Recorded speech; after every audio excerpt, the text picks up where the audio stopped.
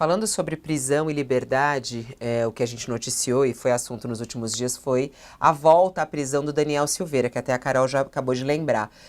Vários parlamentares bolsonaristas foram às redes sociais e eles estão usando um termo que eu queria muito perguntar do Valfrido, se é por esse caminho. Eles falam de crueldade, né? Os parlamentares bolsonaristas estão usando as redes sociais para criticar o retorno de Daniel Silveira à prisão.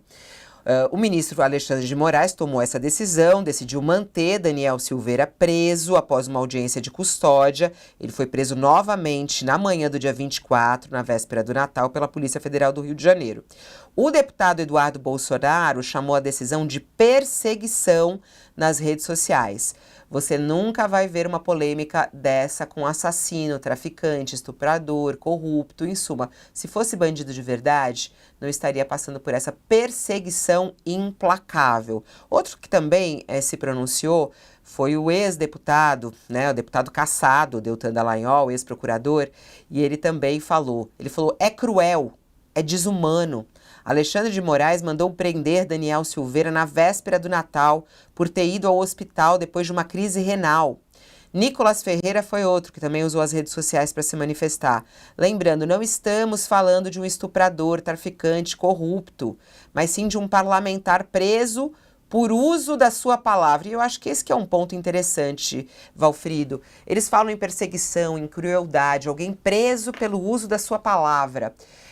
Como é que o senhor, como jurista, analisa esse tipo de prisão e a volta dele para a prisão? Tem alguma explicação jurídica para isso? Olha, primeiro eu acho que a gente tem que lembrar em que circunstância o Daniel Silveira foi processado e condenado, né? Ele foi processado e condenado uma ação penal que foi julgada pelo Supremo Tribunal Federal em razão da sua condição à época de deputado federal.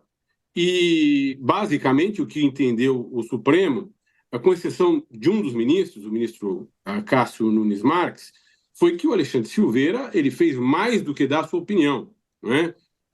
Ele basicamente praticou uma série de crimes de calúnia, difamação, e disse expressamente que queria praticar atos de violência contra não apenas a corte, a dignidade da corte, mas contra ministros do Supremo Tribunal Federal, especificamente determinados na sua fala.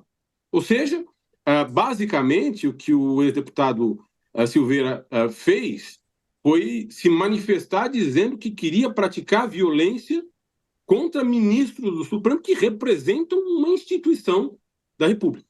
Muito bem, ele foi condenado e no cumprimento, na execução da sua sentença, ele conseguiu um livramento condicional. Ou seja, na execução de uma sentença penal, é possível, dadas algumas circunstâncias e condições, que um juiz profira uma ordem de liberdade condicional. E, como diz o nome, a liberdade se dá sob condições. E, nesse caso, o Daniel Silveira tinha de estar em casa, não podia dormir fora de casa, tinha que respeitar uma série de restrições postas na decisão do ministro Alexandre de Moraes, que foi quem determinou o seu livramento condicional. Muito bem. Os órgãos de monitoramento de execuções penais detectaram que ele descumpriu as condições. Ele não dormiu em casa, na realidade ele saiu, tentou escamotear uma reunião que ele teve num condomínio, indo ao hospital, dizendo que teve uma crise renal, mas isso se demonstrou posteriormente simplesmente uma tentativa de falsear o que de fato ele tinha feito, que era descumprir a ordem de livramento constitucional. Por isso que o ministro revogou a ordem de livramento e manteve a revogação depois que o advogado do Daniel Silveira pediu que ele voltasse atrás, que o ministro Alexandre de Moraes voltasse atrás, alegando crueldade. Mas isso, quando se fala de crueldade, é simplesmente uma tentativa de politizar uma decisão que é simplesmente técnica, não é? Qualquer pessoa sujeita à execução de uma sentença criminal que seja livrada condicionalmente, se violar as condições da liberdade condicional, volta para a cadeia. É normal, e não há nenhuma a possibilidade de ideologizar isso. Isso é simplesmente a aplicação da lei. Advogados falam, né? Os advogados Só uma classificaram a vez. decisão como desproporcional, arbitrária e ilegal. E segundo os advogados, o ministro não respeitou o devido processo legal nem as garantias de ampla defesa. Quem acaba de postar, inclusive, a respeito disso é o próprio ex-presidente Jair Bolsonaro, e eles vão agora usar isso aí, ó. Estão querendo subir aí esse termo, isso é desumano. Ele coloca aí uma manchete da revista Oeste: depois de urinar sangue, Daniel Silveira passa dor, atendimento médico na cadeia. Os advogados de Daniel diz que ele está sofrendo tortura. Vamos lá, Carol, você que acompanha muito o trabalho também de Alexandre de Moraes, esse tipo de pressão que os bolsonaristas fazem nas redes, né? Perseguição, crueldade, desumano, não afetam o Alexandre de Moraes, né? De forma alguma. E só um adendo ao que o professor falou, Daniel Silveira ele foi condenado em abril de 2022 a 8 anos e 9 meses, em regime fechado. Então, ele foi condenado pelos crimes de ameaça ao Estado Democrático de Direito e coação no curso do processo. O que ele fez não foi um crime de bagatela. Ele ia às redes sociais e conclamava as pessoas a cometerem violência contra o STF, contra ministros do STF, xingava, falava, ameaçou inclusive familiares do ministro Alexandre de Moraes, fez uma série de coisas que resultou nessa pena. Em seguida, o então presidente Jair Bolsonaro, ele chegou a expedir um indulto para o Daniel Silveira. E aí o Supremo Tribunal Federal cassou esse indulto, derrubou esse indulto. Ou seja, não tem anistia, não tem perdão para quem comete esse crime, esse tipo de crime. O recado que fica é: esses mesmos golpistas de 22, eles estão sendo apontados, né, como indicado, o crime deles é também ameaça ao Estado Democrático de Direito. E é esse mesmo crime do Daniel Silveira, embora em circunstância totalmente diferente e muito mais grave, né? Porque os golpistas de 2023, de 8 de janeiro, eles foram de fato às ruas, eles invadiram as sedes dos três poderes com o intento de tomar o poder e também planejaram assassinato do presidente, do vice e do ministro Alexandre de Moraes. Então, assim, se o Daniel Silveira está tendo esse tratamento rígido agora por parte do STF, que dirá os militares, as ex-autoridades que tramaram esse golpe? Então, fica um recado: essa prisão, essa volta de Daniel Silveira à prisão é um recado muito claro. E mais, ele pode sim ter tido um problema renal, ele pode sim ter um problema de saúde, mas o que de fato aconteceu foi, ele tinha conseguido a liberdade com uma série de condições. Só que, nesse dia que ele foi preso novamente no dia seguinte, ele descumpriu não porque ele foi para o hospital, porque antes do hospital ele foi para uma reunião aparentemente social num condomínio, saiu de lá, foi para o hospital e voltou para esse mesmo condomínio, ou seja, ele não ficou em casa. Se ele tivesse só passado mal, ele sairia da casa dele, iria até o hospital e voltaria para a casa dele. Ele saiu do hospital, entre ele sair do hospital e voltar para a casa dele, passaram-se várias horas em que ele não estava em casa. Então, talvez ele não estivesse tão doente assim, já que ele não precisava ficar na casa dele, ele podia estar saracoteando por aí, aparentemente, numa reunião social. Então, essas questões todas precisam ser analisadas. É crueldade ele voltar para a prisão na véspera de Natal? Se a gente pegar essa frase isolada, parece bastante cruel. Mas olha o contexto que vem por trás. Por que ele descumpriu uma ordem na véspera do Natal? Podia ter descumprido em outro momento, né? Para pelo menos passar o Natal em casa, Fabio.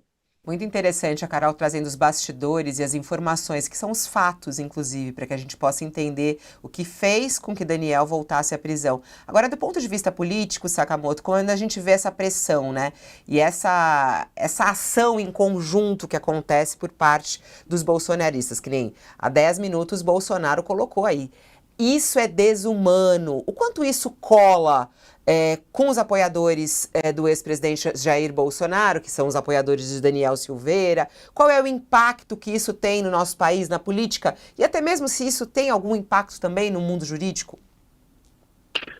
Fabiola, isso tem impacto, claro, claro, com os seguidores mais fiéis, mais radicais do bolsonarismo, isso tem impacto. Isso está sendo dado uma ordem unida, não é nada orgânico, tá, gente? Vamos deixar muito claro, não é que, gerou-se uma grande indignação entre o bolsonarismo e tá todo mundo lá, porque Daniel Silveira, o pessoal tá cagando e andando pro Daniel Silveira. Vamos lembrar que o Daniel Silveira, lá atrás, foi eleito mártir do bolsonarismo, porque naquele momento interessava utilizar o caso do Daniel Silveira, na época da condenação dele por atentar contra o Estado Democrático de Direito, por ameaçar ministros do Suprema Corte, por incitar violência contra ministros do Suprema Corte, naquele momento ele foi elevado ao estágio de mártir da liberdade de expressão, não porque o pessoal ama o Daniel Silveira, mas simplesmente porque era útil. Da mesma forma agora, está se criando toda uma onda política em torno do Daniel Silveira por parte da extrema-direita no Congresso Nacional e fora dela, não porque o pessoal ama o Daniel Silveira. Quantos desse foram levar um pacote de Marlboro pro Daniel Silveira enquanto ele estava no Chilindró? Conta aí. Quanto foi levar um jumbo para ele? Para fazer um agrado? Ô, meu amigo, quantos desse foram? Alguns foram, mas quantos desse foram? Todo mundo não foi. Tanto é que ele ficou #chateado naquela época. Então, o que acontece? Você vai pegar o Daniel Silveira agora, novamente o pessoal está usando o caso do Daniel Silveira, não por amor a ele, mas para utilizar para quê? Para bater no Supremo Tribunal Federal, para chamar o Supremo Tribunal Federal de desumano, de contra-lei, de ilegal. Tá se fazendo uma ordem unida para quê? Joga para os seguidores do bolsonarismo que vão repercutir junto às suas áreas de influência, à sociedade, que, olha, o Supremo Tribunal Federal age de forma ilegal e de forma desumana. Por quê? Porque o que está para acontecer daqui a pouco? Está para acontecer o julgamento, se tudo der certo, Paulo Gonet, né, conseguir a tempo, né, fazer isso, né, fazer a denúncia, né, e vai ser feito no começo do ano uma denúncia transformando esses indiciados em réus, e daí em julgamento. E se tudo der certo, os responsáveis pelo golpe de Estado serão punidos. Quem vai julgar é o Supremo Tribunal Federal. Então, novamente, o bolsonarismo está fazendo o quê? Botando em marcha ataques ao Supremo Tribunal Federal, utilizando novamente Daniel Silveira como exemplo, como mártir, para atingir o Supremo, para atingir Alexandre de Moraes. Por quê? Porque logo adiante vai vir julgamento de bolsonaristas civis, julgamento de bolsonaristas militares, julgamento do próprio Jair Bolsonaro como pessoa e como peça fundamental nesse processo golpista. Então eles precisam, é uma tática para lá de surrada. Né? É uma tática que eles vêm adotando há muito tempo, que é o quê? Tentar tirar a credibilidade da Suprema Corte, que vai julgar em algum momento o próprio líder de todo esse movimento. Né? Agora, ao mesmo tempo, só para finalizar, o que na verdade me deixa mais constrangido nisso tudo, para além dessa tática que é manjada de véia, é o fato dessa coisa do bolsonarismo, que uma hora eu bato, eu arrebento, eu faço, eu aconteço, eu destruo, eu pulverizo, todo mundo tem medo de mim. E numa outra hora, aquele vitimismo. Ai, Jesus, é um vitimismo, sabe, frágil. Ai, tadinho de mim, eu tava fazendo isso, tava aquilo, pobre de mim. É naquela hora, eu mato, eu arrebento, eu metralho, na outra hora eu choro, eu me desanco de chorar, eu dissolvo em lágrimas. Essa dualidade é bem aceita pelo bolsonarismo. Isso que é o mais interessante. O próprio Bolsonaro faz. Tem momento que estoura e arrebenta, tem momento que chora. Né? E aí você tem grupos diferentes que, inclusive, abraçam ele nesse sentido. Neste momento, o bolsonarismo está usando esse vitimismo que não contrasta, que contrasta diretamente com as palavras do próprio Daniel Silveira, que incitou surra de gato morto em cima do próprio Fachin, ministro da Suprema Corte. Então você pega essa pessoa que, ao mesmo tempo, é uma pessoa passa uma imagem de força, de invencibilidade, agora abraça esse vitimismo para tentar ganhar tração junto aos seguidores. Parece também uma contradição, mas essa contradição é um dos motores do próprio bolsonarismo, Fabiola.